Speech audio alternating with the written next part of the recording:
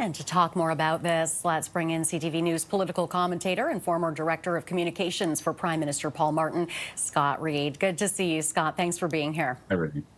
You bet. So your key takeaways from the PM's message? You know, usually a Christmas greeting, a New Year's greeting, you expect these things to just be very standard, humdrum.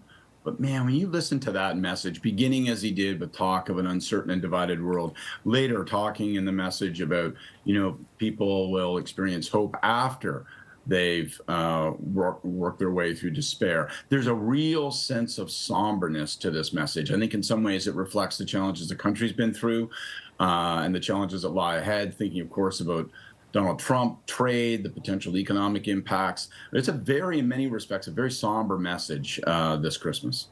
How does it align with or differ from previous holiday messages by Canadian prime ministers?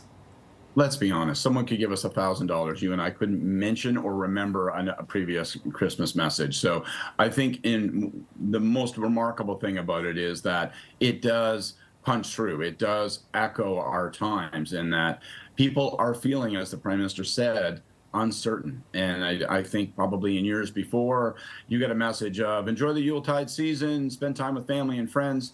But there's a real note of our politics in this message this year, saying that, people are feeling anxious about the way ahead. Now, Carney also addresses the Canadian military, saying our sovereignty and security are not guaranteed. What do you think he's getting at?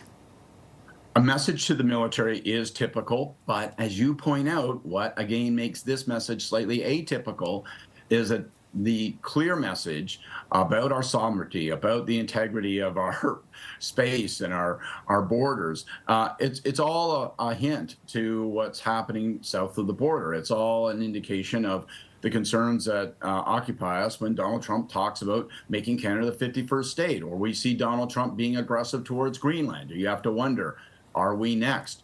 Does he look at our north and critical minerals and think, you know what, maybe I'll just take them?